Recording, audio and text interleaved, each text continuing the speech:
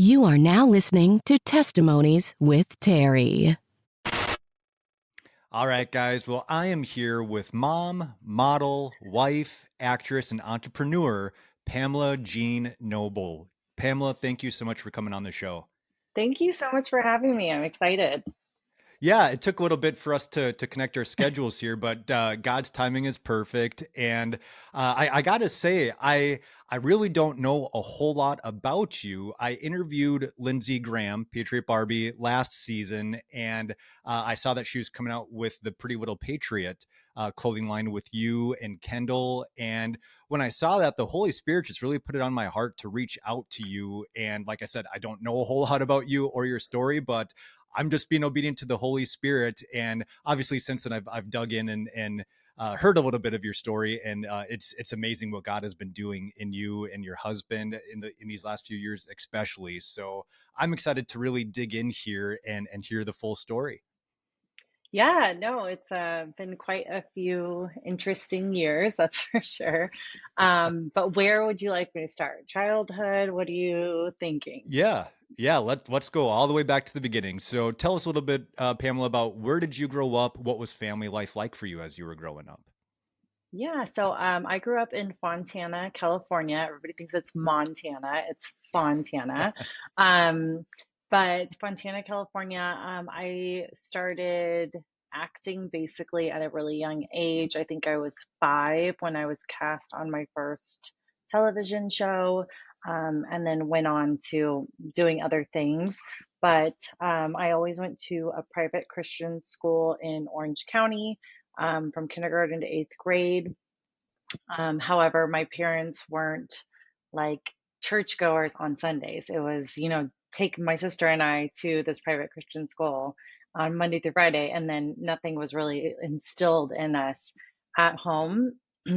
So, to say the least, I feel like when I went to public school in high school, I drifted pretty far because there was nothing that had anchored me that entire time, especially when it's not like instilled in your home life, um, to be on a straight path or anything like that. And then the acting and entertainment industry does not help at all with any of keeping you in line either. But yeah, so I mean, I had a great childhood with my parents. Besides them getting a divorce, they were amazing to me. They supported all my dreams, all of that. But I always tell people that I pray that I am what my parents were not to me in Aiden's life. So that way he, knows, like, we pray before bed, we go to church on Sundays, all those things that, didn't quite happen with me.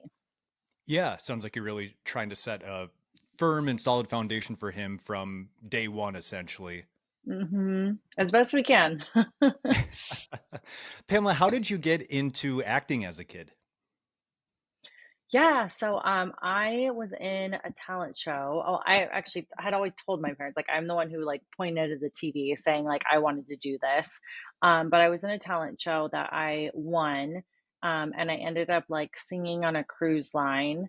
And then I don't even honestly, because I was so young, don't know remember how, but I was on some program that was kind of like a talk show sort of thing. And I did apparently really well on that, whatever, I don't remember everything, but I remember being on it and like walking on a stage. Because I had no fear or insecurities when I was that young. But that it kind of just spiraled from there. So I, had an agent and different things.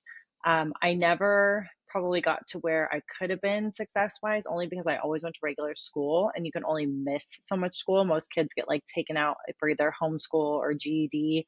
And I just felt like there's a lot of things that you miss out on when you do that, and that you don't really realize the real world when you do that. So I always went to regular school. Um, and yeah, I did acting all the way and singing all the way up till about 18 or 19. And then I worked on a music video where a makeup artist saw me, and or I should say, she took a picture of me working on this music video and she had it in her portfolio, and people were always asking her about me. And I had never modeled. I think I had tried to get an agent, and they had always said, like, you're too short, you're not skinny enough, all the things, you're too curvy. And she said, like, people are always asking about you. So can I set up your first shoot?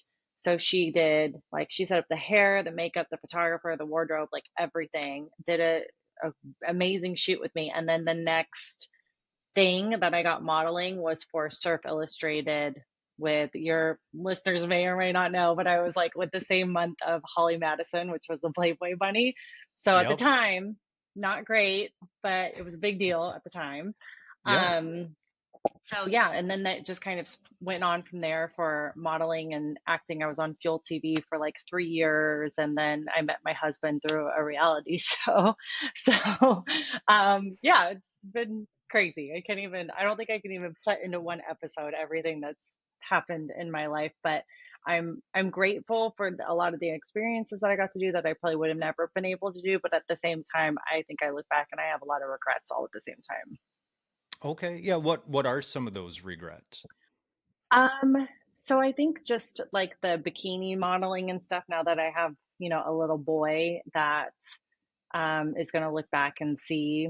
I mean, you can Google mommy and stuff is going to come up. So I think Sure. that's the big one. And I think no matter how far I get on my journey with Christ, or like what I'm doing now with organizations that is actually like making a huge impact, it's like it can never escape me. I mean, I went on a show at the Blaze, and then they ended up bringing up my bikini pictures like on the Blaze, and I just wanted to be like, that's that's like 10 years ago. Like, we don't need to keep doing this anymore. But Yeah. it is what it is. It's not going to leave my past, but I feel like at some point it would be nice if it's like, well, she did do that, but look at what she's doing now, and it's so much better. Yeah. No, no, and I honestly, as you just said that, Pamela, I honestly believe that will be the case. As you know, you're a couple years into your walk with the Lord, that I've saw on social media, and so relatively young, but I firmly believe, like you said, Pamela, that as you just continue on with your faith and with all these business ventures that you have, that you're not going to be known for, yeah, the model, the bikini model, all that stuff. You're going to be known for what you're doing now. I really do believe that, not just saying that to make you feel better. I really feel the Lord in that. Thank you. I appreciate that. Yeah, yeah. Let's kind of go back to the childhood a little bit here, Pamela. So you did acting. What was that like, balancing acting with school? Like you said, you did, just kind of normal everyday school. You didn't do any specialized stuff to do more of the acting stuff. So what was that like, balancing the two? Yeah, I don't think it was as hard balancing them, because I always had good grades. I never like let my grades fall. I did have at least once where a teacher was like, "She's missed so much school, like we're gonna hold her back." And my dad fought tooth and nail to me with the principal, like, "She has good grades. You're not holding her back just because she missed, classes." But a lot of times I would be like in the middle of class, and then I would get a call, or somebody would call my teacher, and I would have an audition, and so my dad would be like pulling me out of school. So um, I never really got, I always like to say, I never really got like the traditional childhood where it's like you went to school, you came home, you played for a certain amount of hours till like dinner or whatever. I feel like I wasn't going to audition, I was going to an acting class or a singing class or whatever it may be. And those are all in LA. So, you're driving an hour every single time. And, thank goodness, once again, my dad was fully invested in my career and knew that this is what I wanted to do. So he took me to everything and like took time off whenever he needed to. Um, but so it wasn't so much the balance of it. I think where I struggled the most was if I was in school in LA, this would be a normal thing, right? Like nobody would be even questioning what I was doing. But since I went to school in Orange County and then Fontana, it was like, it was something that was made fun of, or if I went to an audition and I didn't get it, kids would be mean to me because it's like I didn't get it. And it's like, well, yeah, but there's like 300 people going out for that same role. Like, if I even get a call back that in the industry, you're like, "Psh, I got a call back. This is awesome." Yeah. Um, and I had like an amazing callback ratio. So it was just one of those things. I think that's really hard. And I think that's why as I got older, I had more insecurities, which looking back now, I think that's what led me to modeling, because it led people to give me all these compliments and different things. And why I think I stayed in it for so long. But I think that was probably the hardest part as a child, was when other children would be like mean to you, and it's like, okay, I'm going after my dreams at a young age, and you're not doing anything, and I'm getting made fun of for it. It's like it was just a really hard mind thing as a child to deal with. Yeah, for sure. And that led me to thinking, like, how did that affect friendships for you throughout your childhood? Like, the picture I'm getting is that you're kind of a little bit of the outsider within your school. You're the one doing, kind of the Hollywood life, or trying to get to that Hollywood life, and everyone is, making fun of you, and that's just not their lifestyle. So what was that like, trying to not just make friendships, but keep friendships throughout your childhood? Yeah, I mean, I always had like, that close 1 to 3, I guess probably would be a good range of close friends. Um, I think it was also hard because once again, I was in Fontana going to school in Orange County. So think of like when the show The OC came out, and it was like the guy from Yep. the Inland Empire. So that was literally me. And like when that show came out, and I remember that show came out, I was like, this is my life, because it was like I was lower class because I didn't live in Orange County, but like we had a way bigger house than anybody in Orange County because of where we lived also. So yeah, it was such an odd thing as a child to deal with. And that's something like I pray I can teach my child, like, let's be kind.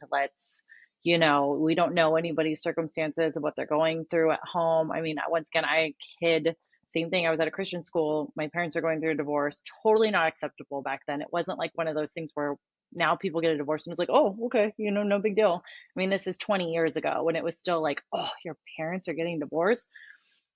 So I even like hid that for like a year. And I remember one day, like, who knows what happened, but somebody was like giving me a hard time. And I literally like slammed my hands on the desk. I think I was like 12. So it was like super dramatic. But I like slammed my hands on the desk. I was like, my parents are getting divorced. Just leave me alone. And I like ran Oh into the man. bathroom and was like crying in the bathroom. But keep in mind, this private Christian school, there's like, I think we had a total of like 20 or maybe 25 graduating class, eighth grade. So this isn't like 500 kids or anything. Like the same kids from kindergarten almost went to eighth grade. So, everything about everybody. This isn't, I mean, in public school rumors fly, but like this is very much rumors fly. You know who's date, even in private Christian school, who's dated who, all the different things.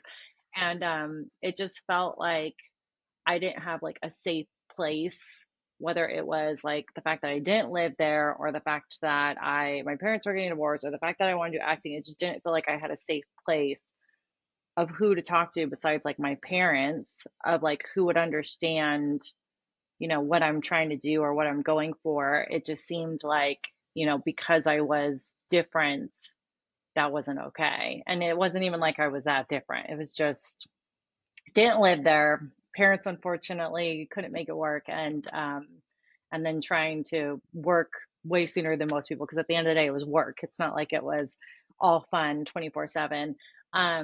But yeah, I think that was probably like the most difficult, was not feeling like there was anybody I could talk to or relate to, unless it was somebody in acting school, which probably still wouldn't have completely got it, because if they're living in LA, they're doing it the way that, 90% of the people do it. Right, right. So then what did that look like for you, Pamela? You're saying that you're going through all these emotions, and you said you were like 12 years old at this was happening. Mhm. So we know, the puberty bug is hitting, in addition to all this stuff too, I'm sure. So you got a lot going on, a lot of heavy feelings, not really a whole lot of people to talk to. What did you do with those feelings?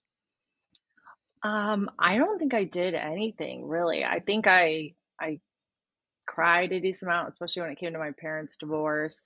Um, and I think I just held a lot in. And I think when, I went to public high school, and I started to get to an age where, I mean, I don't think my parents wanted me to date, but I could date.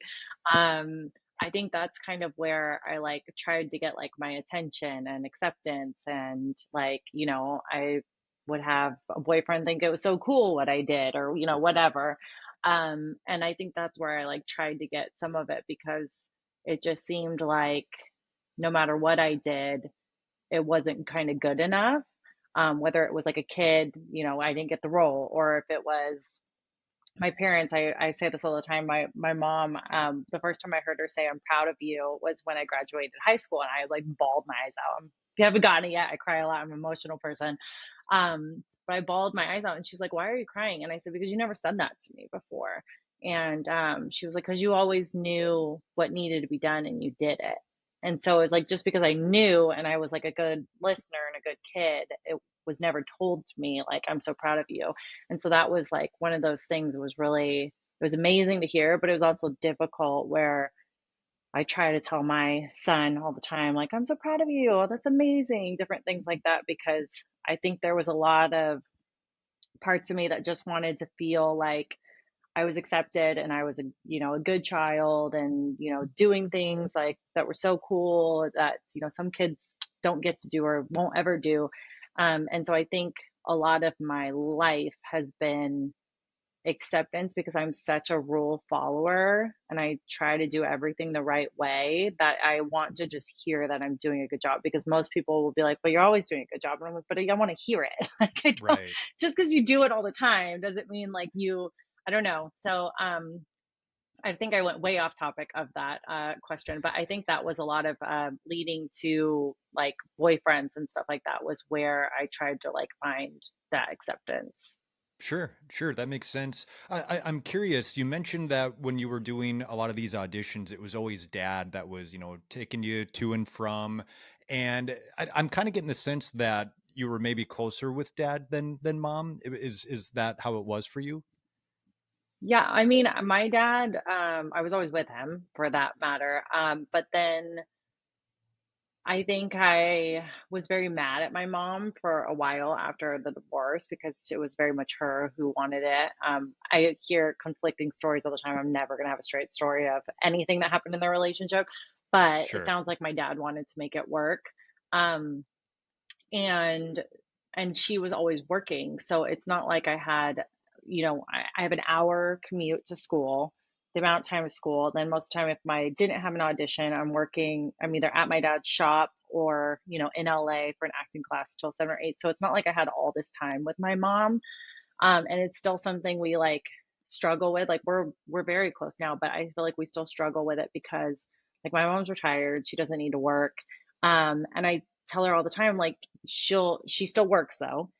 I'm like, "You're supposed to work to live, not live to work." And like, you're missing out on so many opportunities because you're so worried about missing a day of work that you don't even need to do.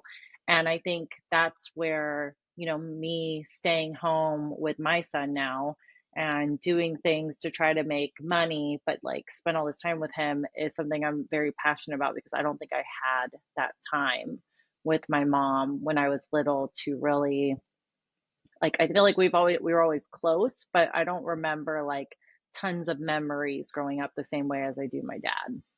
Yeah, yeah, for sure. It sounds like, especially for mom, you were really looking for that like validation. Like you Mhm. said, like you knew and she knew that you were doing what you were supposed to do, but man, it's still kind of nice to be told, hey, I'm proud of you, or hey, good job. So it sounds like you were really looking for that validation, that affirmation, I guess, if you will. And so you mentioned that, come high school, you started dating and you were starting to get that from boyfriends that you were dating at that time. What was that like? Here you are. I'm again just kind of getting the picture, just like, oh my gosh, please, someone just like tell me you're proud of me. Tell me I'm doing a good job. What was that like to finally get that in the context of boyfriend relationships? Well, I had boyfriends. I didn't say I chose the right ones, so that's one thing. But I mean, I definitely got attention, which I think is what I was like for sure seeking under all of it, was like wanting the attention. I chose awful for like up until my husband, pretty much. I either chose people who like cheated on me, or who were like, verbally, physically abusive.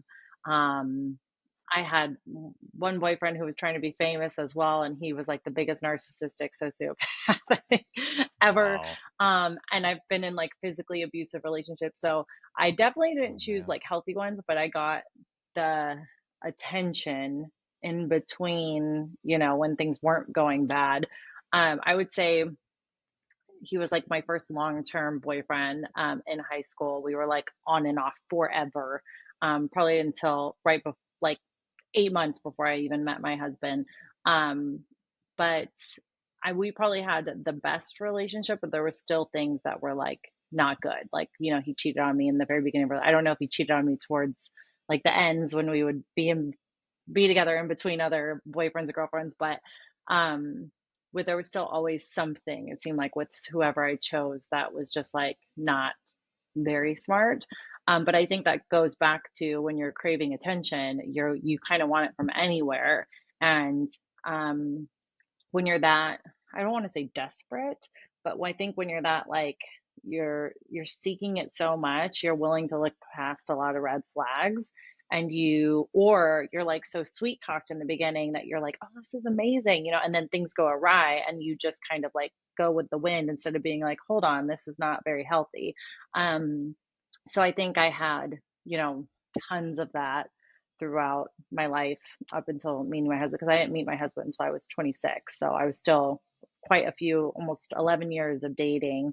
Um, so yeah, that's an interesting one to break down. Yeah, I was gonna ask, like, doing reflective work, have you been able to kind of like figure out what was the pattern there of, why did you get into these relationships with these kind of guys? And it sounds like you already kind of answered that question of just they gave me attention. And, again, working as a marriage and family therapist, a lot of those kind of people, those guys that you were with are very good at that love bombing at the beginning, right? And Hmm. just really laying it on thick, and then afterwards their true colors come out, and it can really just mess with your mind, and it really makes it difficult to leave. And it sounds like that's a lot with what you were dealing with in those relationships. Yeah, I think especially one of my last relationships before my husband, he like had, I mean, once again, all the signs where I can look back now, and hopefully I have a daughter one day where I can be looking for them, but like really, separated me from my friends, kind of my family too, for like, a couple of years. I would still see my family, but not to the extent as I would, like before him.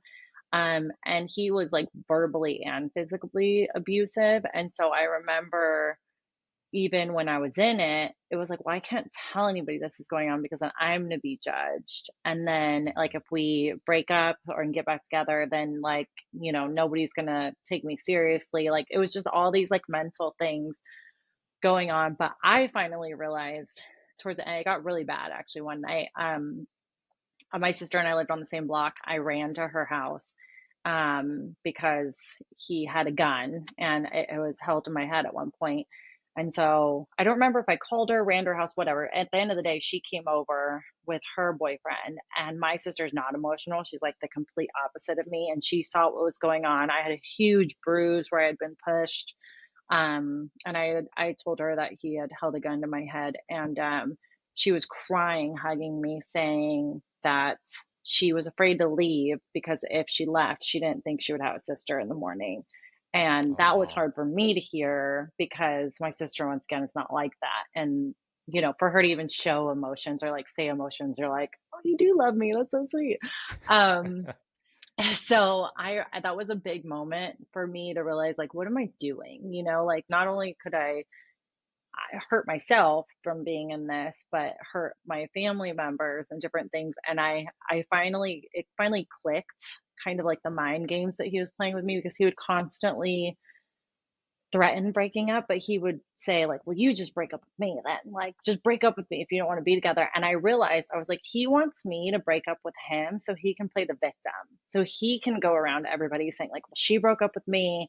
And I finally realized it. And so I started doing it back to him because I was like, no way am I going to be turned around to be the bad person after like the 2 years of baloney that I just dealt with.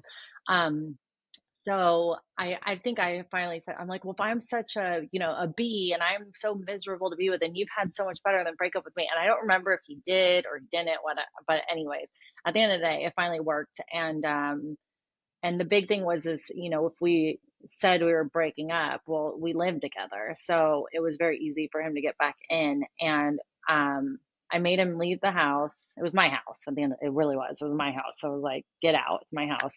And you can come back and get your stuff. And I think I put everything in the garage so that way he couldn't come back in, because it was the same thing. It was me realizing what had happened all these years. And it was like, if you can't come in the house, there's less time for him to talk to me. And then when it was time for him to pick up his stuff, I made my sister's boyfriend be at the house. Smart. Um, because he constantly said I was cheating on him, all these different things during our relationship. So it was funny because once again, he was trying to, like, we're not even together, but using his tactics on me. So he drove by, saw a guy, called me. He's like, you have another guy at the house. I'm like, first of all, not together. Second of all, it's my sister's boyfriend. So if you think I'm hooking up with my sister's boyfriend, there's something wrong with you. Right. But yeah, and that was kind of like the final way that I was able to end things, was kind of seeing everything that had occurred and then trying to make sure that it couldn't happen again, and like literally shielding myself from the ways that it could. But it was crazy because, like how you say, you know, many people have gone through this. I was such a shell of a person. Like, people always say they see me now and they think I'm so confident and I'm so this. And it was like, when we broke up, I had no confidence because for 2 years I was told I was a B. I wasn't even pretty. I like the worst he's ever had, like all the worst things that you could like say to a woman. And so I was just like finding myself again and finding what makes me happy, and everything that um that I didn't have. I didn't even know what any of the answers were to my own questions. Yeah. Wow, Pamela. Thank you so much for being raw and vulnerable there. I know that there's women listening to this that are going to be blessed by hearing you just open up about your story, that they can relate to it, and gives them hope that you can leave, that you can get out of that Hmm. situation. And I'm so sorry that you had to go through all that, but I'm so thankful that God has blessed you with an amazing husband now, and we'll definitely get to that part of your story. But before we do, I want to back up a little bit Yeah. here. So you graduate high school. Did you have any idea of what you wanted to do after that? Like, did you want to pursue college? Did you want to continue on with acting? What did that look like for you?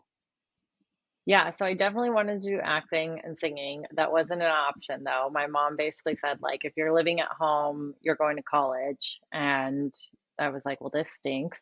So I went to college because I had always worked. Like, I started, my first job was at, like, besides acting, was at 14, like real job to like make money in between acting jobs. So I had always worked, but I knew, if I move out, I'm not that dumb to know that, like, how much more am I going to have to work to pay for an apartment or something.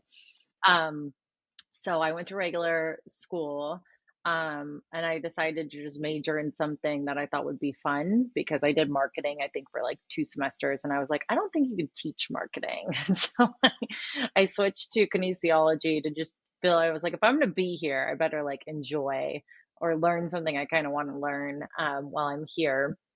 And funny enough, because I still did acting and modeling through it all.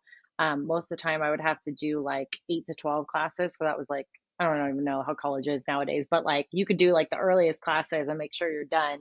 And so I would do that. Though if I had an audition or a job or like whatever, most of the time I could get there by like 1 or 2 to LA. Um, and I did. That was like during the time I was working. I think at 20 was when I started on Fuel TV. And I was, I think, 19 or 20 when I started modeling for Tap Out, which is like a huge UFC brand. So I would be in like Vegas every other weekend, back when UFC was like only in Vegas. Um, so once again, it was like a very different college life than most people. But I remember distinctly, I had a counselor. His name was Aaron Moffat.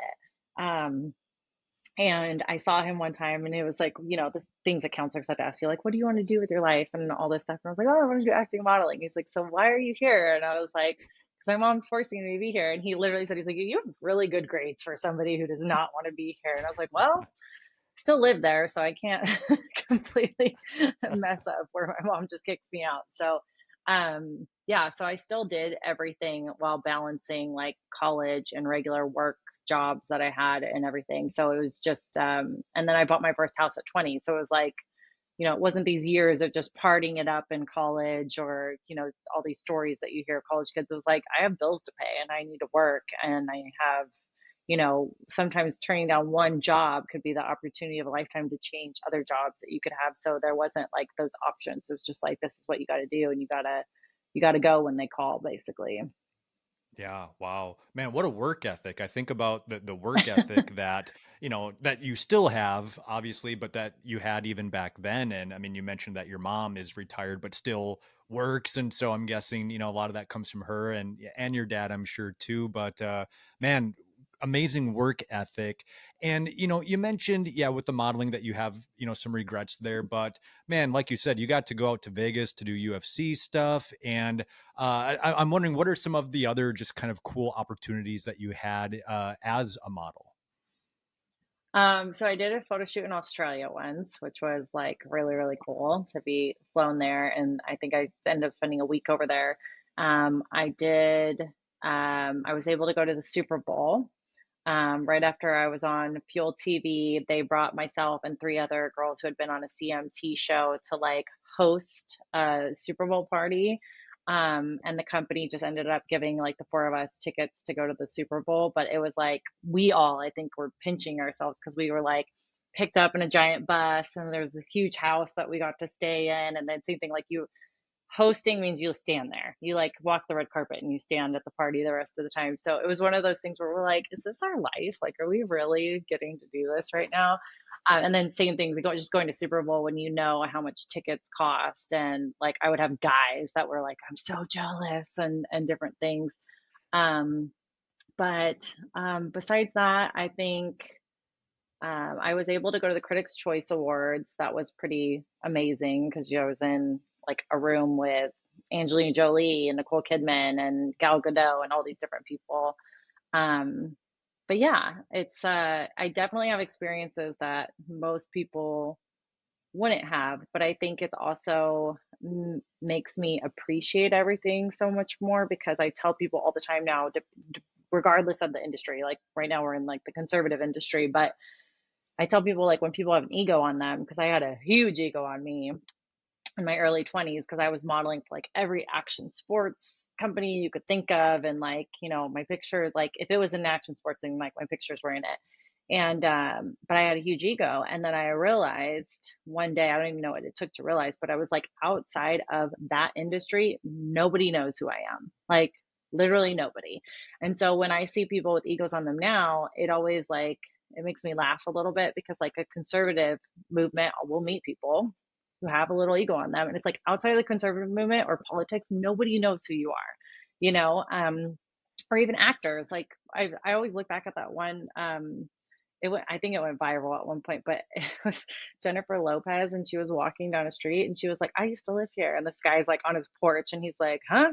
And she's like, I used to live here. I'm Jennifer Lopez. And he's like, what? And she just like and like walks by, and it's like because he doesn't know who you are. Like not Yeah, everybody on this world knows who you are. And so I think that's like the big thing I've tried to take with me, like moving forward, and how I want to hopefully raise my kids up is like you need to be grateful for everything. You never know when an opportunity could be over. Nothing is forever. And you just got to be like humble and kind to people because people are going to remember that 10 times more over like my work resume. for sure. For sure. That's a good word. I'm curious, Pamela. I'm so far removed from the entertainment industry and Hollywood and modeling and everything, but I have a history of anorexia, eating disorder, kind of rare for a guy, but it's part of my story. And my mind can't help but think or wonder, I guess, as you were in that industry, especially modeling, what was that like for you as far as like body image and like, did you have pressure to be a certain size or number or anything like that? Like, what was that like for you? Yeah, so I mean, I feel like I'm grateful for the fact that I did not have any of that. I look back actually at my pictures and I was like, why did I think I was so cute? Because I like, had like the little like pudge down below, and like I don't know, my legs weren't as in shape. I think I'm harder on myself now having a baby, or when I did bodybuilding, because obviously that's like that to me, I probably had more issues eating wise when I was doing bodybuilding, because there was like you're actually comparing yourself to people, where like back in the day I would get booked most of the time by myself, or if it was live, there's like two or three other girls. Um, But bodybuilding was the harder one because I always thought I was in amazing shape. And then you see what these people really look like. And then it's also like a double edged sword because I mean, come to find out now, looking back, a lot of even the girls who aren't like, I was in the leanest division. So it's not like we're like these big buff girls. It's like you're very just lean and toned. But looking back, a lot of them were on steroids, and I didn't know that. And so you're like comparing yourself to like, I'm kicking myself in the gym, I'm eating right, I'm doing all these things. Like, why do I not look like that? And it's kind of like what they say about Instagram, like, don't compare yourself to Instagram because you don't know what's going on or what filters or anything. But that's where I developed a really bad. I had never had an issue with food, but once I was done competing, I would like binge eat because you were doing like chicken and asparagus for 3 months to prepare for a show. And it was like, all I wanted was like donuts and a burger and like maybe a donuts and a burger combined, like whatever it could be to like stuff my face with Yeah. calories. Where sometimes I'm very good about it now. Like I cook all the time for my husband and my kid. I make donuts. I make cookies and muffins and cheesecakes and stuff. And I normally can have it out and it doesn't even like bother me. Where like back in the days of bodybuilding, like if it was out, I was like literally sneaking food into like a bathroom. Like that's how like crazy it was with my mind. Um, but I do catch myself sometimes slipping back into the like, well, I'm eating healthy, and then there's food here that like maybe I normally wouldn't have, and I like eat one too many. And I think it's that like scarcity mindset again of like when you've dieted for so long, you don't think you're gonna have something again. So you, even though you're gonna have to work it off, you want to eat more, which makes zero sense. Um, but yeah, I think I never like didn't eat and I never threw up, but I had problems with like binge eating and then having to work it off because I would just wake up obviously feeling like crap the next day or a week later, however long it was that you kind of went off the rails. But my husband dealt with what you had. So Oh, really? I don't completely know, but I try. I've had many conversations with him about that. Yeah. Oh, wow. Wow. Yeah. Well, it's nice to know I'm not alone, in that Yeah, you're regard. not. It's, yeah, it's, like I said, more of a rare thing, but I think it's actually becoming more common as well, unfortunately, Hmm. for guys. But let's go there then, Pamela. Let's talk about your husband. You guys met on reality TV, and here you are, all these years later, still married, right? So reality TV Yeah. can produce long-lasting marriages. Tell us, tell us, how did that happen, Pamela? Yeah, so it was on, if your watchers know, it was on Bravo TV called Below Deck. It's one of their like bigger shows on the network, but I was lucky enough that once again my bosses from Tap Out, they were going on the show. They had one extra person to go on, and I got the phone call of like, "Can you be free next week?" And I definitely had stuff going on, but I was like, "I can be free next week." So I got flown to the Bahamas, which was once again one of those like incredible moments that you just get to like be flown somewhere. And then we filmed on the show, and my husband was with his group who's going to be going on the show after our group. So basically, the show is about a huge yacht that people work on and then guests come on. And so we were a guest, and then my husband's group was going to be a guest. And when we were leaving, the show, they kept like pulling our yacht in and then pulling it out and then pulling our yacht in, and they did a helicopter and all this stuff. And come to find out, they were doing all of the like pickup shots that you see in between a show where like they show something and it's like the boat in the water or whatever. Well, they decided we were going to be the ones to do all that. So we kept coming in, and I didn't know this at the time, but my husband had been paddleboarding for like hours trying to figure out who was on the boat before them.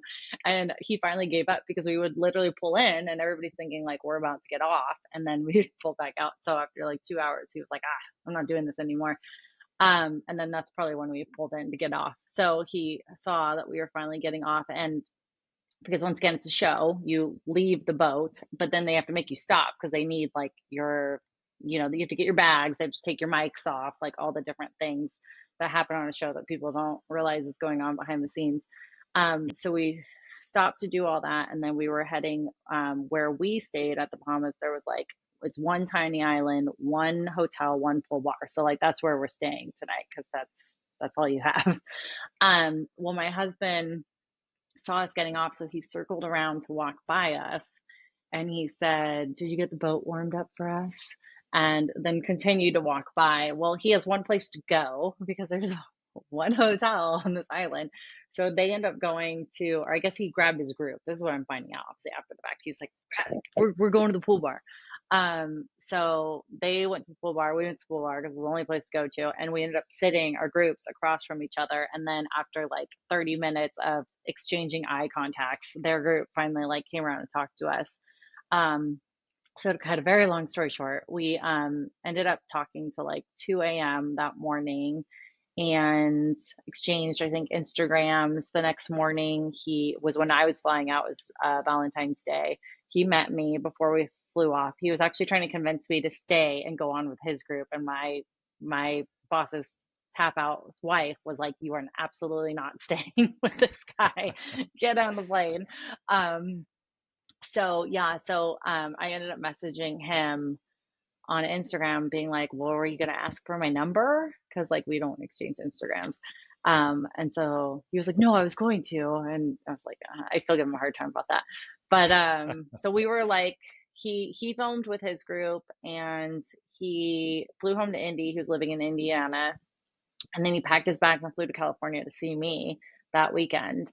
And so we spent that weekend together. And then the next weekend, I flew to Chicago because he was in Chicago working. We spent that weekend together. And then I think we met either a week or two later in Vegas. And then he had some crazy Europe trip for work.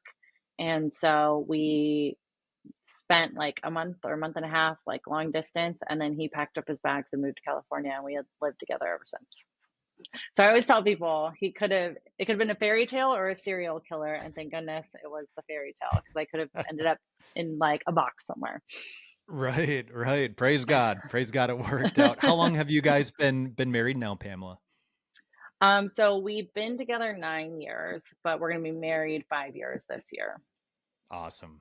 Awesome. What was that like for you getting into a relationship with him, Pamela, after it sounds like one of the last relationships that you had was very abusive and I would imagine traumatic for you, in some regards. What was that like to be able to kind of, trust your now husband with not just your physical safety, but like emotional safety as well?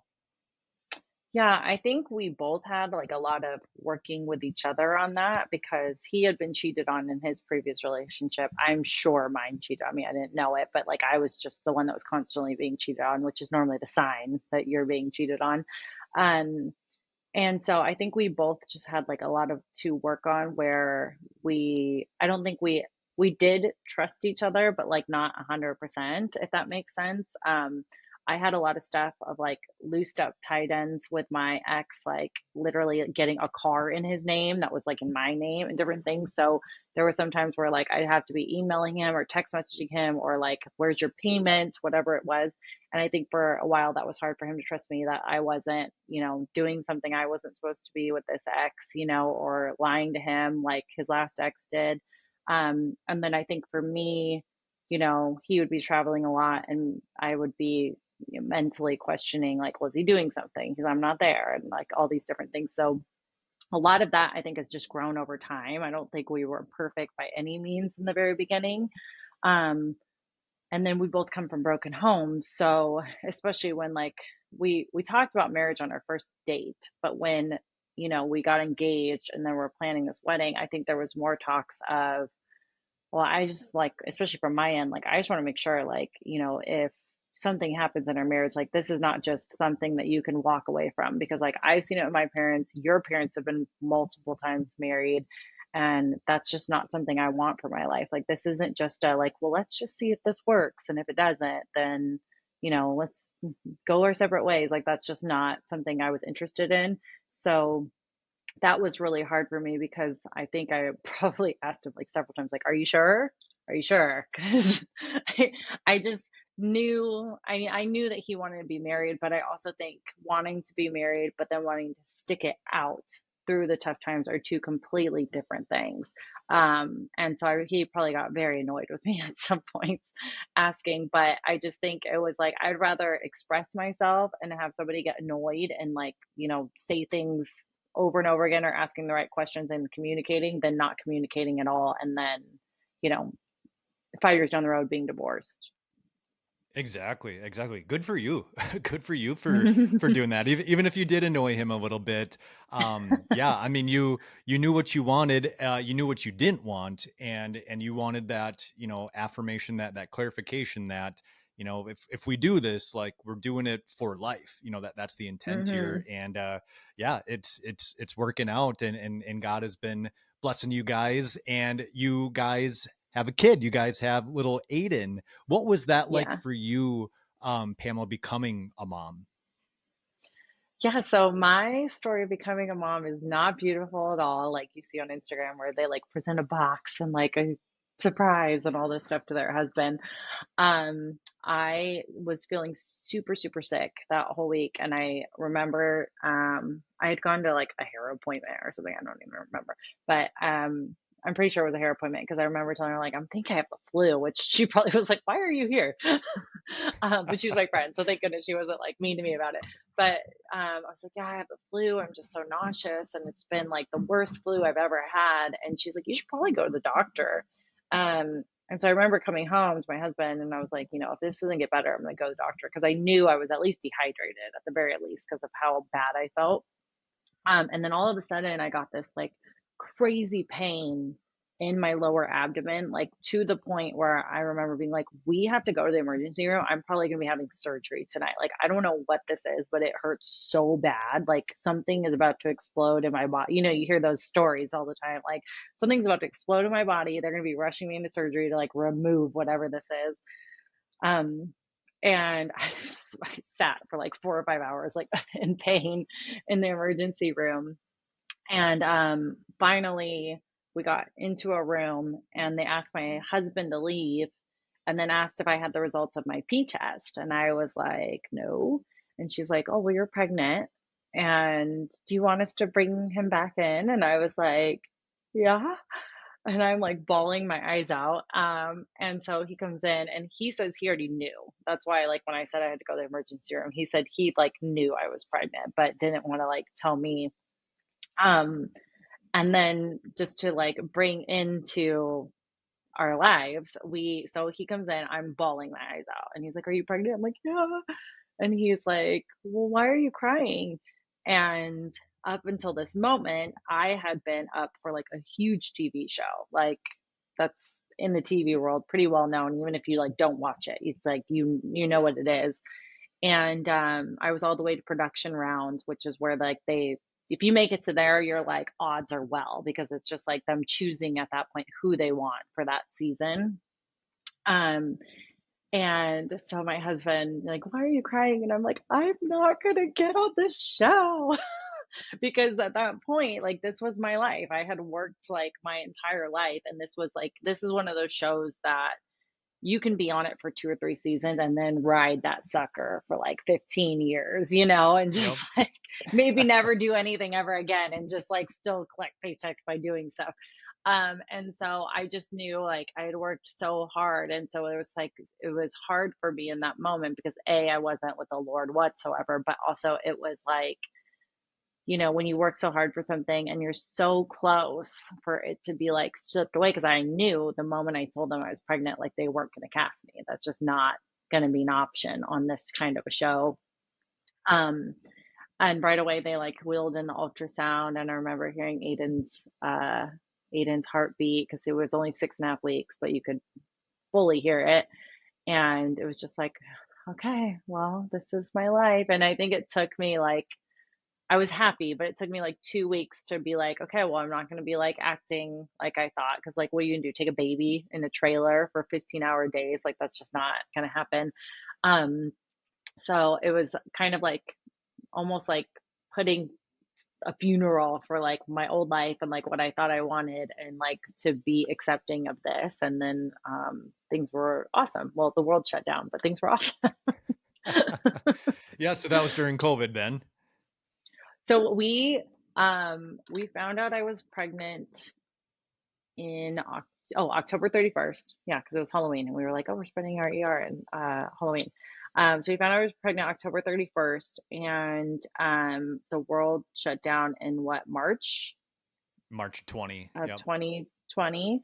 So we had our gender reveal, I think, 5 days before the world shut down. And I Wow. remember because people were asking us if we were still going to do it because that was already like COVID's in the United States, da, da, da, da, and like, but like you didn't really know what it was yet.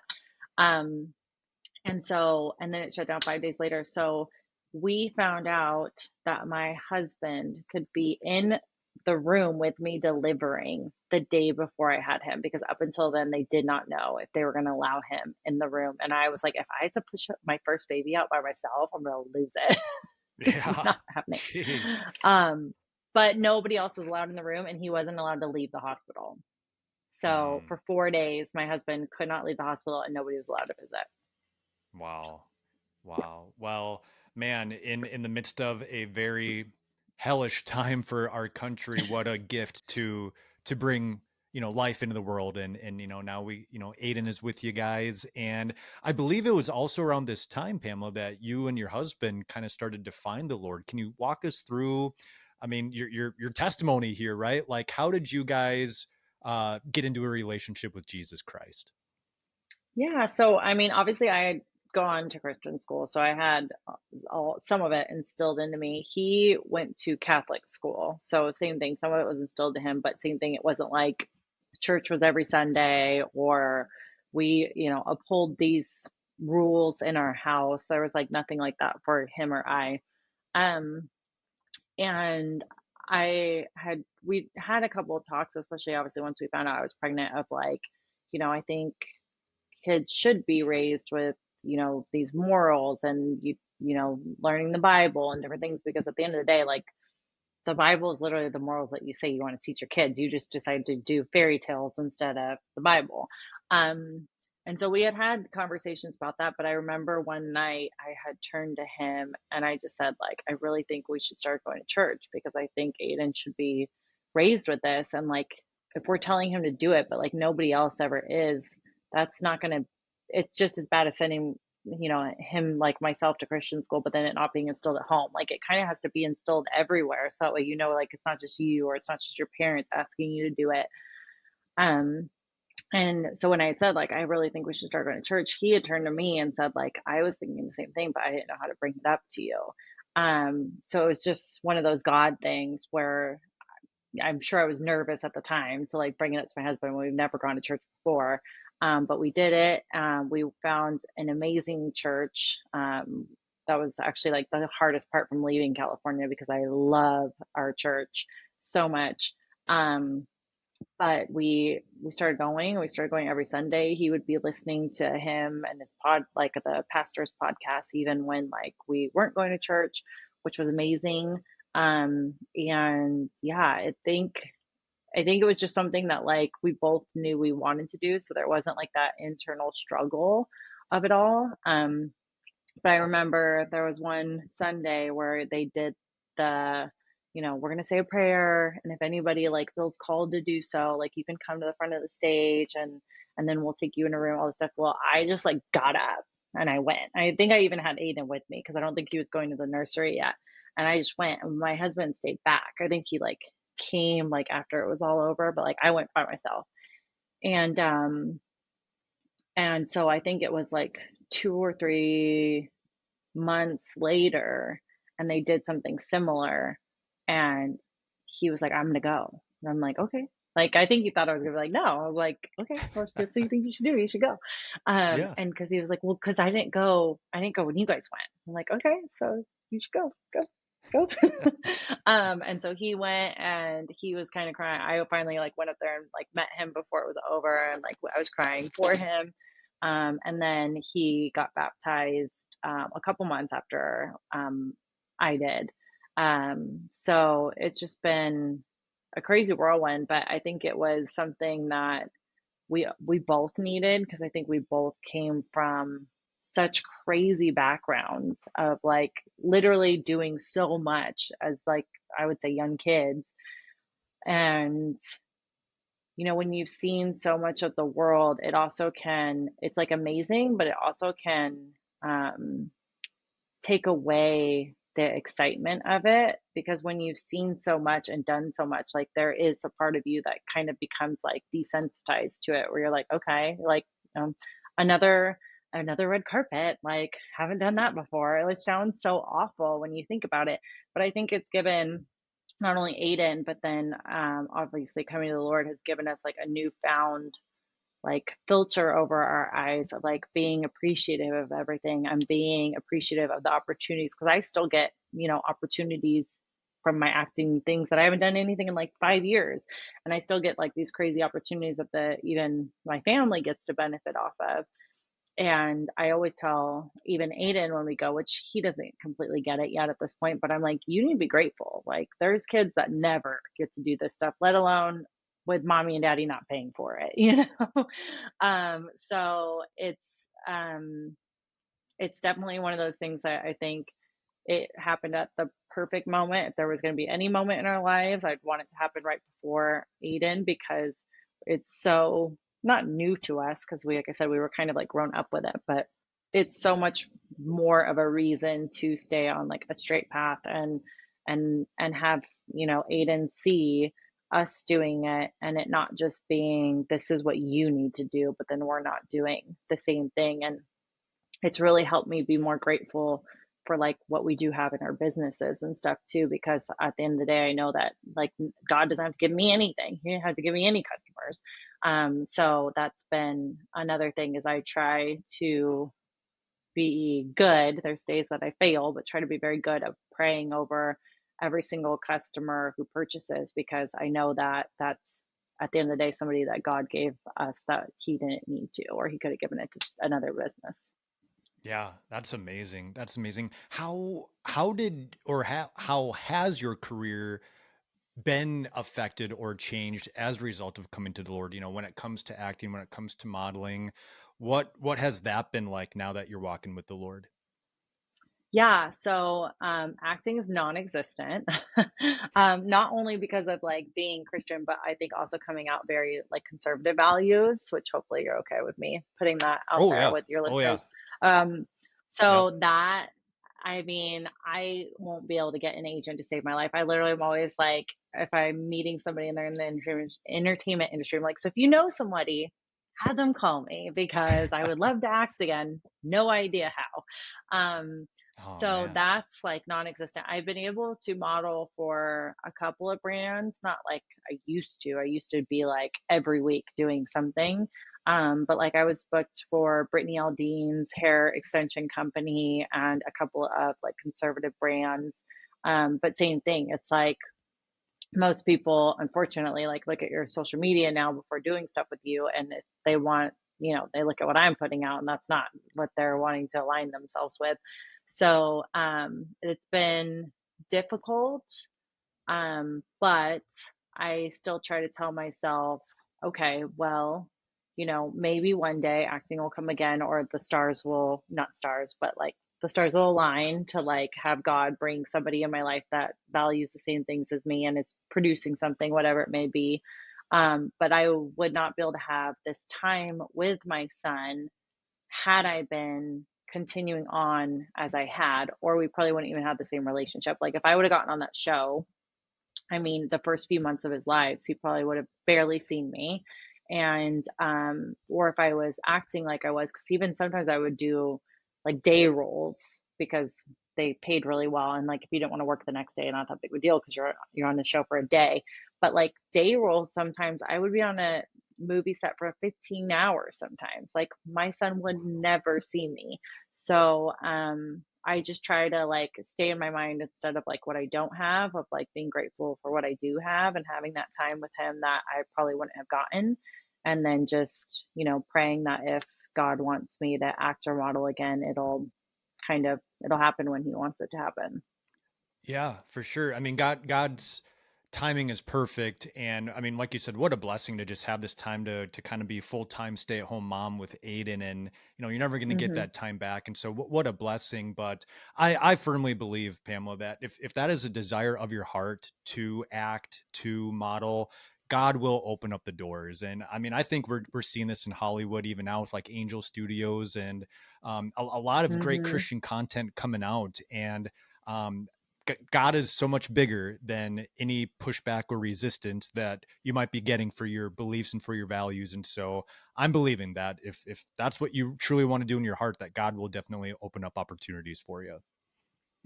Yeah, well, we'll keep praying and he'll show me if that's what it's supposed to be. Right.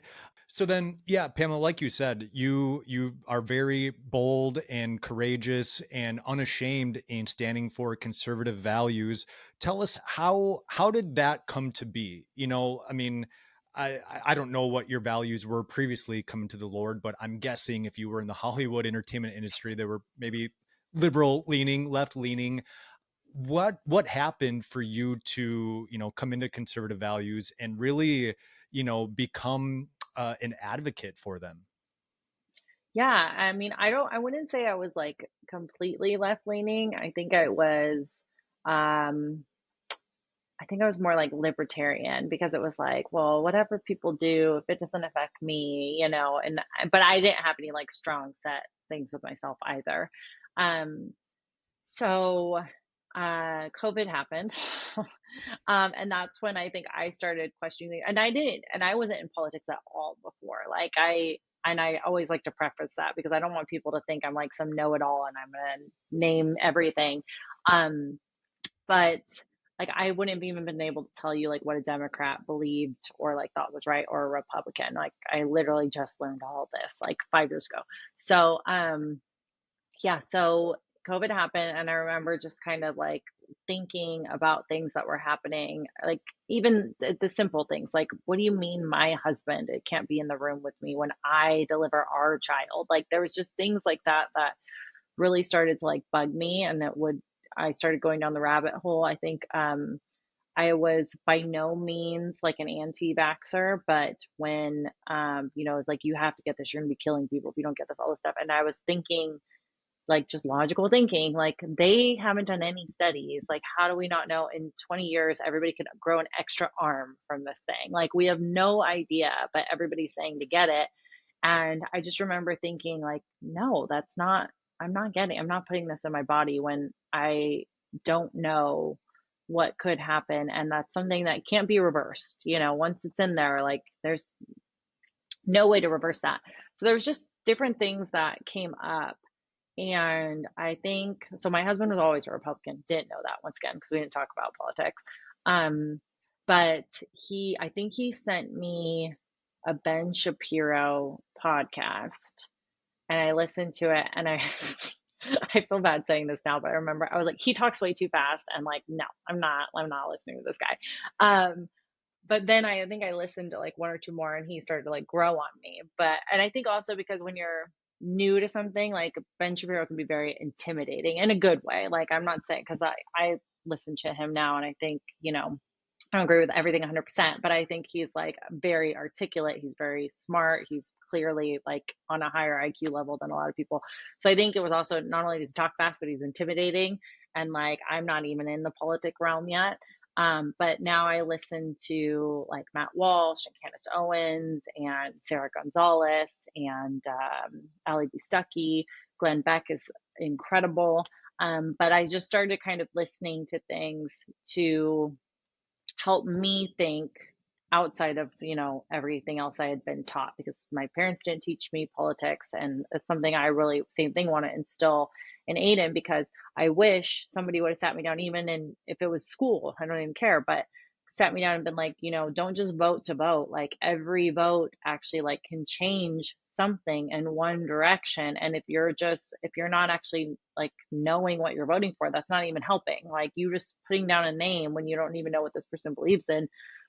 And I think that's, not to go off on a tangent, but that's something that needs to be taught in school completely. um but I think that I just started kind of going down the rabbit hole of wanting to like be challenged with my critical thinking. And I don't always agree with every conservative 100%, but I think they do make me think about things in a different way, or realize that I'm also not crazy and we're completely aligned with what we think about. Um, so that was kind of a lot of what it was. And I think it was kind of a shell shock for my parents, because all of a sudden I'm like I'm realizing I'm super conservative.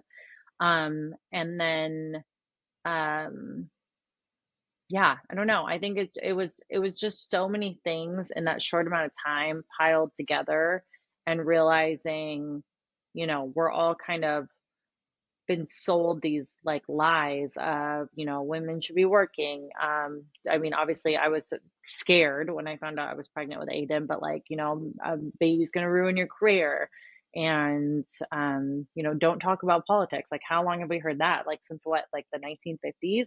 And I think this is all stuff that's like so important, because if you don't talk about it, you're never going to know, but you're also never going to see the other side. And I think that's one thing I wish we could all be better at, is I think you should be able to civilly have a conversation with somebody you disagree with and find out why you disagree with, instead of just like, I mean, I had bridesmaids unfriend me after starting to post things where it's like, so you got along with me this entire time until you found out maybe I disagreed with you, and now all of a sudden we can't have conversations, even though we could before. And I probably agreed with these things before, we just didn't talk about it. So yeah, it's been another interesting couple of years, throwing that in with the Christian the Christian the new beliefs, pretty much. Right. Yeah. I mean, you really figured out how to get Hollywood to just kind of turn against you there, right? Like, let's not just become a Christian. Let's be conservative too. No, I love it. Obviously, I hold very similar beliefs to you as well, Pamela. So then, what was that like, as far as, you're like I said, you're kind of like an ambassador. You're kind of like I don't know what other word to call it, maybe other than just ambassador for like the conservative movement. So how did that come to be? Did you, like you said, you were posting some stuff on social media, then did that just kind of lead you to connecting with certain people and organizations, or what was that like? Yeah, I think so. I feel like I'm more of like a Christian ambassador than a conservative ambassador, because I think there's people who do conservatism way better than me and like talk about every story that comes out and everything. I'm that person that listens to all that, and I have opinions, but I also feel like we're in a weird stage where if we keep like pushing people away, if that makes sense, like they're never going to come to see our side. Where I feel like I'm hoping I can be more of like a beacon of light, where I post Bible verses every day, and a lot of times I'll have somebody be like, I needed this Bible verse today, or like, oh my gosh, I was having the worst day and then I saw this. And I would rather be known for that and have people, potentially like me, and then also see that we're not all these like crazy Christian judgmental people, than worry about posting every political story. So I always like to say, like, my business partners are totally and conservative, influencers, and they probably don't like that word, but like they do it amazing and they're so incredible at what they do, where I try to be more about Christian and then the organizations that I'm involved in. So how it all came about was, obviously I started finding out for myself the values, and I would see people that I knew going to either conferences or women's organizations, and I wanted to not feel alone, because I feel like when you're in this, you feel kind of alone, besides when you're at church. Um, and so I remember I either reached out to Turning Point or Turning Point reached out to me. And I went to America Fest last year, and they kind of had me out there just to see if it was going to be a good fit for like both of us. And my husband and I loved it, and told everybody, you need to come next year because that's how much fun we had. But then I was luckily enough to able to become a Turning Point ambassador. And then I also am a Gems for Gems ambassador. They're actually in Canada, but they work with people who have had domestic violence, women and children who've had domestic violence, and then also have an entire system that I think is much better than what we have in America, called Haven's Cradle, that basically is a way to, if you want to surrender your baby to surrender in a really safe way, and that the fire department's notified in like a minute. So I do all this with Gems for Gems.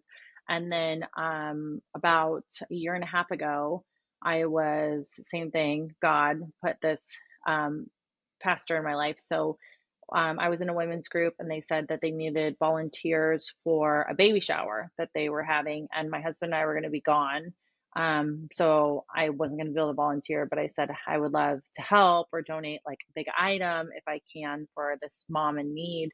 And so I got a crib donated. And my husband and I went to put this crib together, which felt like it was like 3 hours to put this crib together.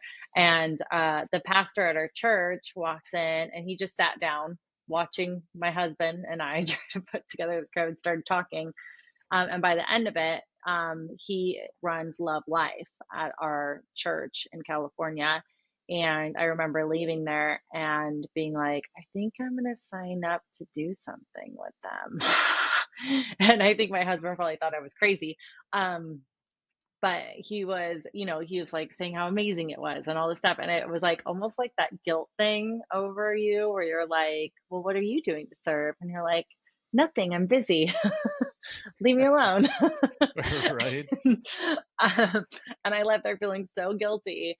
I'm a mom to a baby, okay? Right. Leave me alone. But anyways, yeah, I'm busy, all right? I'm breastfeeding like every 45 minutes.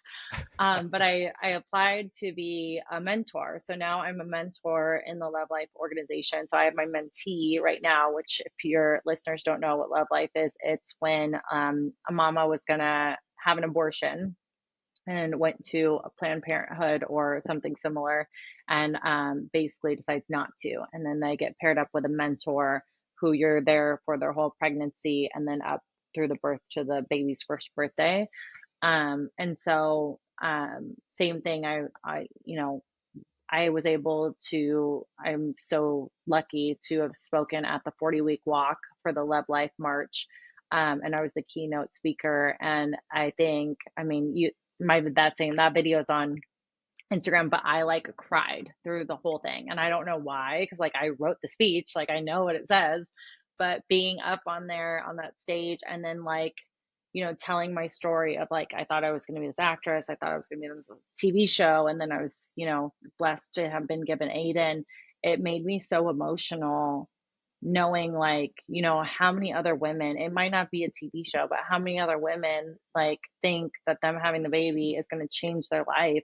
And it's like, it is, but like, I'm speaking on a stage now, which is like the greatest gift I could have ever been given.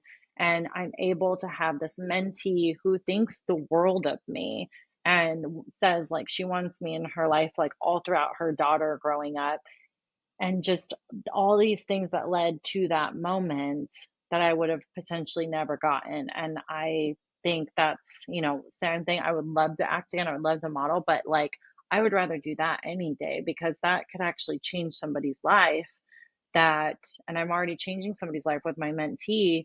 And I would have never had this opportunity had I kept doing everything that I was doing. So I tell everybody all the time, like, I think the biggest thing that God's done is just make us more like humble and not so self-serving and be worrying about serving other people. Because I think, my husband and I have had these conversations that we would have been like egotistical, like, you know, probably not the best parents, but probably like had a nanny or something like that because mommy needs her sleep. Like, but we did it all ourselves and we, struggled the first few years. And, but I think it was all to like, I think I'm still figuring out what I'm supposed to be doing, but all to like get us to these places of like, but look what you could be doing with your life and how it can affect, so many different people. And, just even being able to have my name associated with some of these organizations, I think is amazing. And not for them, like for me, like the fact that they want me, I think is like so beautiful. Yeah. Yeah. I think back to the beginning of our interview and you were talking about how you wish that your name would be, thought of when people talk about these causes instead of, the bikini modeling pictures and stuff like that. And like I said, I really feel like that is going to be the case. I mean, it already is. And I feel like it's just that momentum is just going to keep on going for you. Pamela, what's that like? I can't imagine how rewarding that is to be able to walk alongside your mentee, someone who thought about, killing their child and decided, no, I want to keep it and I want to be the mom to this child. What's it like to walk alongside them throughout their journey?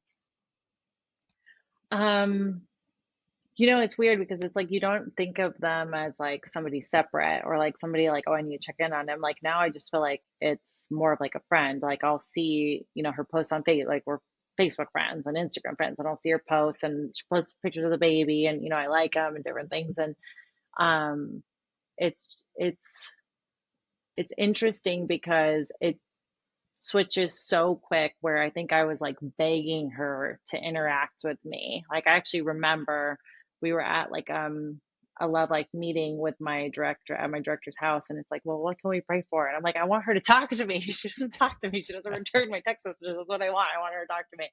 Um and then they like obviously prayed over us. And the next morning she texted me. And that had like never happened. Like it was constantly me like, hey, how are things? Haven't heard from you. What's going on? And ever since then, like she texts me all the time, but it switched so quick from like, you know, uh, almost, I don't want to say transactional relationship, but that's kind of like what it feels like, right? Because it's like, well, you got to, especially in the beginning, like you got, there's protocols and stuff like you got to be checking in. You got to make sure that they're not like, feeling a certain way and then going off the rails and different things. And it switched so quick from that to like, her confiding in me and like things that are going on that's like probably so hard for her that I've never dealt with those things, but I can only give her like the best advice and words of wisdom possible. But it started to feel like a friendship and like a little sister. And even recently something happened and I wanted to just be like, what you doing? Don't do that. um but when it's a little sister, at the end of the day you still love them even for like their mistakes, and so you have to like just guide them the best way you can. And I think that's what's been like really cool about it. It's like I never got to be a big sister, but it almost feels like I get to do that now and have somebody that like looks up to me, values talking to me, and knows that I'm putting some sort of value back in their life, which I think that's what most people want out of like a relationship and a friendship, is to feel that they're valued. And I think this is like the perfect organization for anybody in any volunteer capacity to feel like you are giving value to somebody's life or even a purpose. That's amazing. I love that. Have you been able to work with a mentee long enough to see them, give birth to their child and see that child turn 1 years old? So she hasn't turned one yet, but she's halfway there, and it's just so surreal because my mentee is like such a good mom, and she's younger. She's probably scared, but she's such a good mom, and for her to make the life changes that she has in such a short time. We're not allowed to reveal what they've been through, obviously, for like confidential stuff, but like what she's done in such a short amount of time to me is incredible. And it's all because of this little girl who she constantly is like, oh, my love, like the love of my life, and all these different things. And it's just like, because I was there where you're so scared. And I'm sure she was too, because she's obviously younger than I was, but it's like, but it's amazing once it's there, huh? It's so scary. And I that's the one thing I will try to like, I don't want to sugarcoat things because that's not good. It leads to like very unrealistic expectations. Like there were times I had those tough conversations, like it's going to be scary, even when you give birth, it's going to be scary and you're going to be tired. And like in the first few months, you're going to be tired because they're up all the time. But at the same time, they're going to look at you and they're going to coo and they're going to giggle. And like, it's going to be things like that that are going to like light up your heart.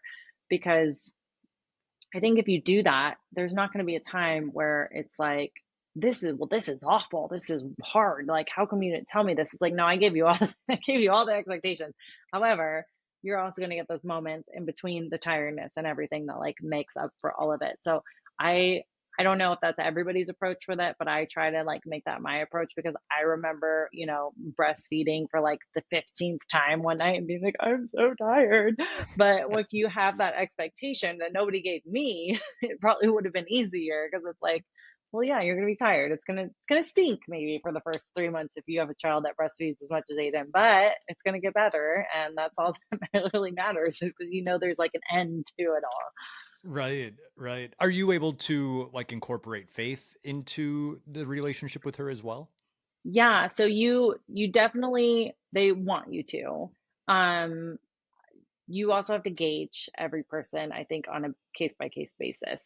My mentee is not super over religious. I see what she posts in between, things.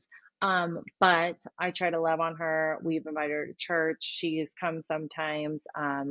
She, accepted like a Bible and different things like that. I think one time she even texted me saying she was going to church with like her mother-in-law. They're not married yet, but like mother-in-law, and so things like that, you're working. And to me, same thing. I don't want to pressure somebody. Like they need to come to this on their own and they just need to know that we're loving. That's like the same way I feel like about my Instagram. Like if somebody wants to know more, I'm going to feed in them more. But I think you have to gauge every person by where they're at and meet them where they're at. You can't treat everybody the same. And I feel like if I was that person that was sending every sermon and every Bible verse, like she would have been like, come on, like let's just be real. There's people like that. And so I just really met her where she was at. And if she, said something, I'd be like, well, I'm gonna pray over this for you, or I'm gonna pray for you or your family or whatever it was.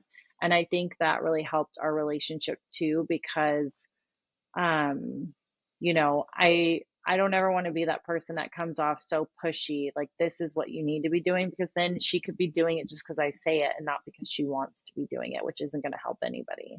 Exactly, exactly. I really see you as kind of the seed planter in her life, right? Like you're planting seeds, and maybe that's your role, and God has someone else in line to kind of water the seeds and cultivate it. Hmm. But you're being faithful with what God has told you to do. It's so cool to hear how God is using you, and man, especially with that kind of organization. You and I both know in today's day and age that is so needed, to have Hmm. organizations like Love Life and to have people like you being willing to walk alongside these women who um, really don't know what to do, in regards to getting ready to give birth and to become a mom. And so cool to see how God is using you. And man, you're a full-time mom, but you got your hands in a lot of different stuff here, Pamela. I don't know how you do it. I was trying to like compile a list of everything that like you're involved with, and I just kind of gave up because I'm just like I just can't even name them all. You mentioned the turning point, and for those who don't know what turning point is, can you kind of tell us what that is?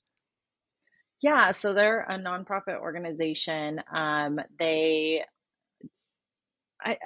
find it weird because I think they can't say that they lean a certain way, but they lean more conservative.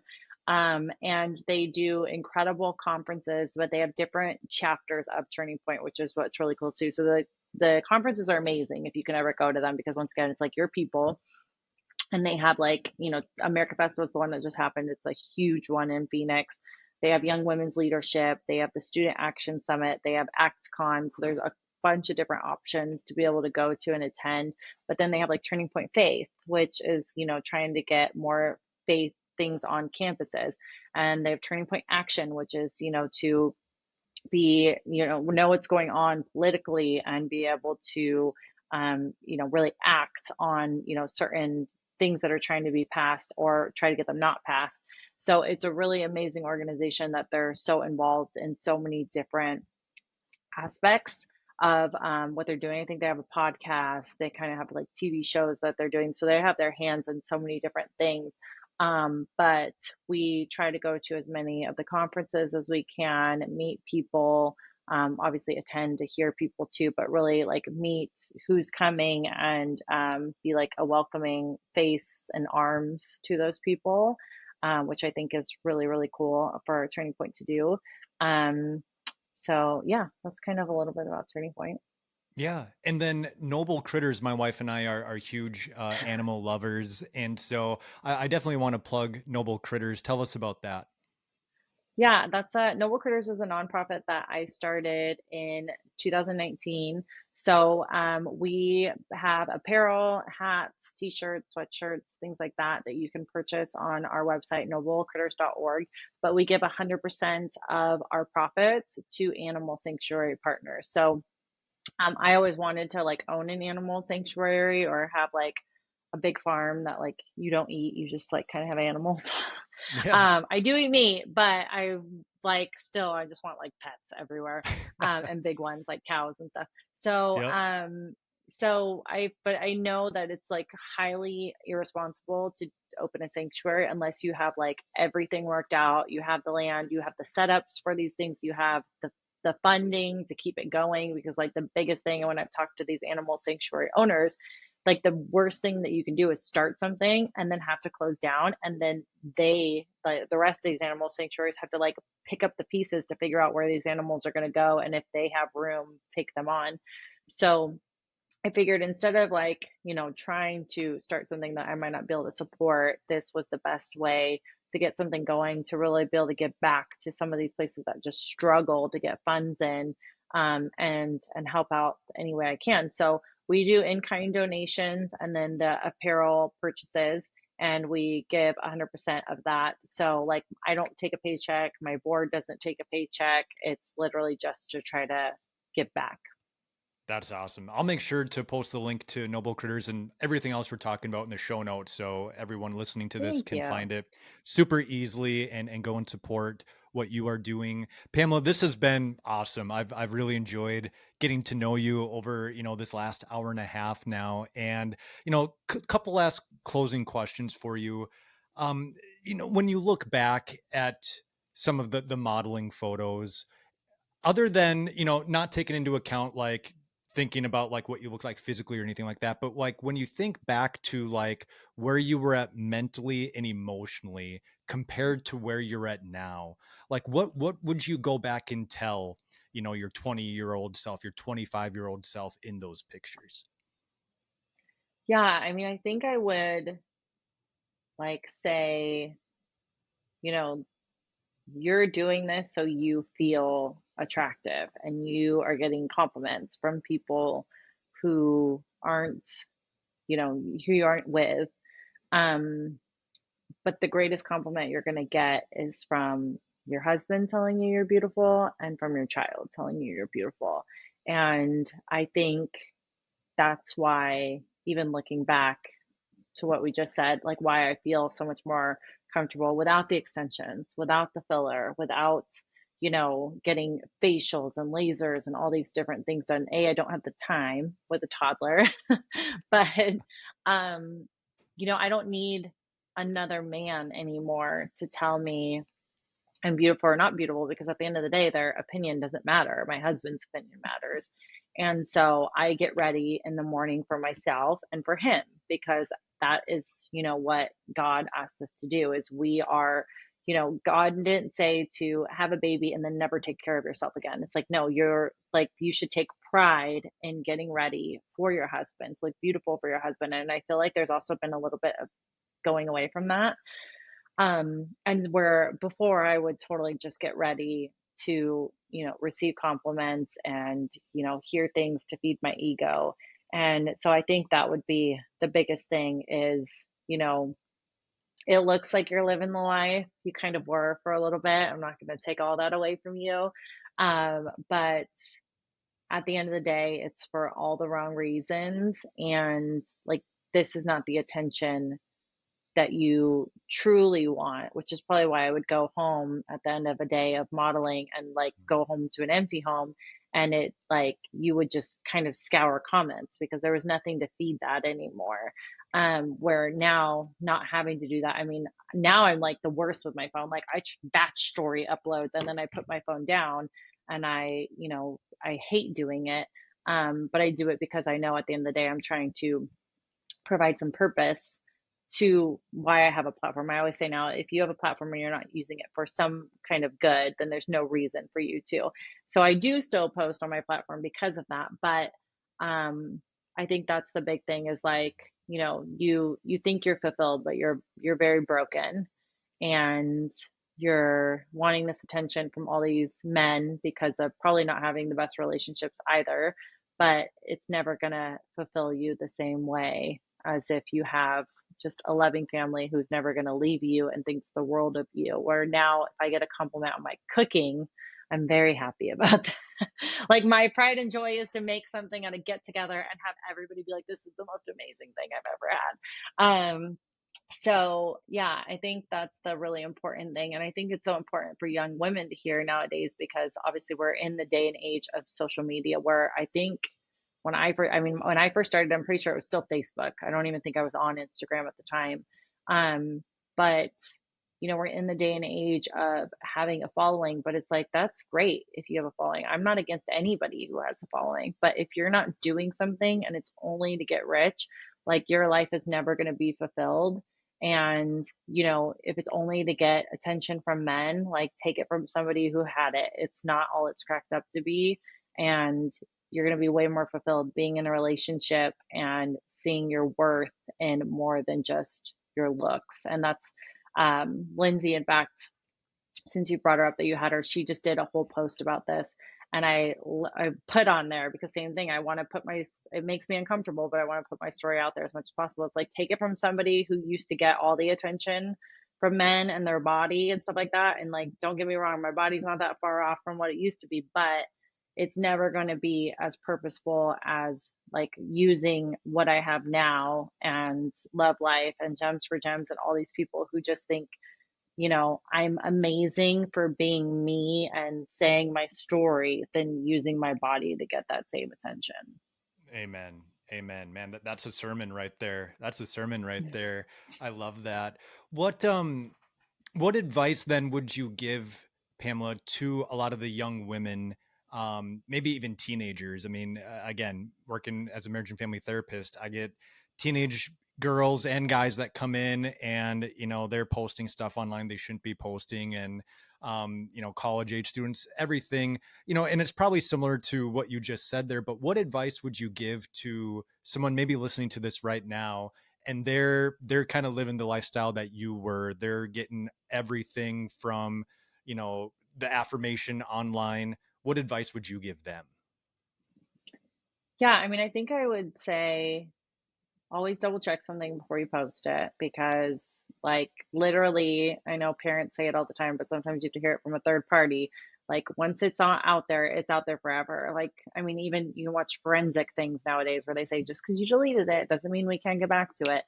So I think that's super important to realize. And unless you are dead set in your values, once again, take it from somebody who like went to pride parades and stuff and wish I could like fully delete that we ever went there. Um, like unless you're fully set in your things, when you post that, like that's attached to you. And thank goodness I can, admit that I've made mistakes in the past and that I'm not going to be condemned from them, because at the end of the day, once again, I don't need anybody's judgment but one person. But I think it's so important to really think, is this something I want to be associated with in 20 years? Because I think if people were to tell me that with some of the like men's magazines and things like that I did, I think I would have been like, probably not. At the time, Maxim and FHM sounded great for my career. That was something that like you strive to do. But then I look back and I'm like, but I had so much more fun, if we really want to get down to it, being on Fuel TV and, having like these, it was almost like guy homies that I got to do like acting things with, then and getting to do like interviews at the MMA awards than ever doing those, because it was something where I was valued for my talent, once again, not my body. And so um I just I just wish people would see that Instagram is not what it's meant to be. Just because you have followers, there's so many people who have followers and they're broke, or they're in money struggles. There's so many things going on. So really reach behind the lens and decide, like, am I wanting what this person has because that's what I'm seeing, or is it just because I'm not fulfilled in some way? And then find that way to fulfill yourself instead of getting attention elsewhere. Because I mean, it's all great in like a day-to-day thing, but if Instagram goes down tomorrow, what do you have? And a lot of people forget that. Like that one day, I forget what it was, like 2 or 3 years ago, where it went down for like 7 hours. If that's your only source of income, what are you going to do? Because it's not forever, and your body's not forever, and your looks aren't forever. It's literally your personality and your work ethic and your determination. And so I just want people to see like that it's not everything. And there's people who are super famous and don't even have an Instagram. So clearly it's not everything. And we just forget about that because everybody has it now. But it's sad to say, but it's like if everybody jumped off a cliff, would you do it too? I mean, if there's famous people who don't have Instagrams, you clearly don't need it to be successful. And you just need to figure out your passion and dive into that. And if Instagram helps that, amazing. Keep doing it. But if it's just to get attention, at the end of the day, it's not worth it.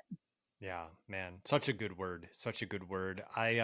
As you were talking there, I was just thinking, my wife and I haven't been blessed yet to have any children, but man, if I had a daughter, I would definitely want you to be one of her role models, Pamela, just with, Oh, man, how God has completely transformed you and just the elegance and the grace that you carry yourself with. I mean, we're talking over a screen, but I can just, sense that radiating off of you. And so, man, thank you for all that you're doing, in not just social media, but all your business ventures, all the volunteer stuff that you do, the nonprofits. It's impactful. What you do matters. It really makes an impact. And my final question for you, Pamela, is as you look back at everything we talked about and you think about the goodness of God through it all, what comes to mind as you think about the goodness of God in your life? yeah. It's funny. It kind of struck a chord with me when I was talking about um, the very physical relationship I was in, because you forget a lot of things, or you block them out. And especially when I was talking about how like what a shell of a person I was. And I remember how like not confident I was, to being somebody who was very nervous but could speak on a stage in front of people and tell my story.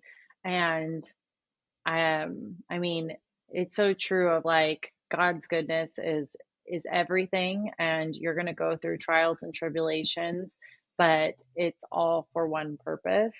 And there were times where my husband and I were struggling financially and emotionally and all kinds of stuff that we didn't even get into, that happened to us. And but I remember just thinking like, if we can get through one more day, and we always do at the end of the day, you always get through one more day. Um, and I think that's like what it comes down to is we're so concerned about the future, not even knowing if the future could ever come, where if we could start off our morning every morning in prayer, end it in prayer, and then just try to have the best day possible, I think so many people would be so much happier. And I'm not saying I do that perfectly every single day by any means, but I think so many people would be so much happier because you'd be focusing on the right thing in the morning, focusing on the right thing in the end, and like literally living the day instead of worrying about next week and worrying about that bill and worrying about this travel.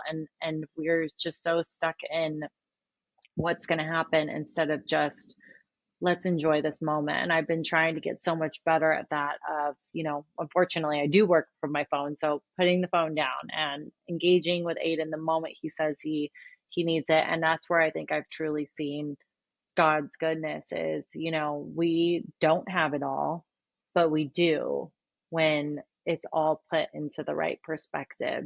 And I don't need to be super wealthy to have an incredible life. And I don't need, we're not broke either, but you just need to focus on the important things and the most beautiful things that you have been blessed with. And I like the saying that if you're not grateful for a cup of coffee, you're never going to be grateful for a yacht, Mm, because we take so much for granted every day that God yeah. gives us. At the end of the day, God did give you that coffee. You may have bought it, but he gave it to you.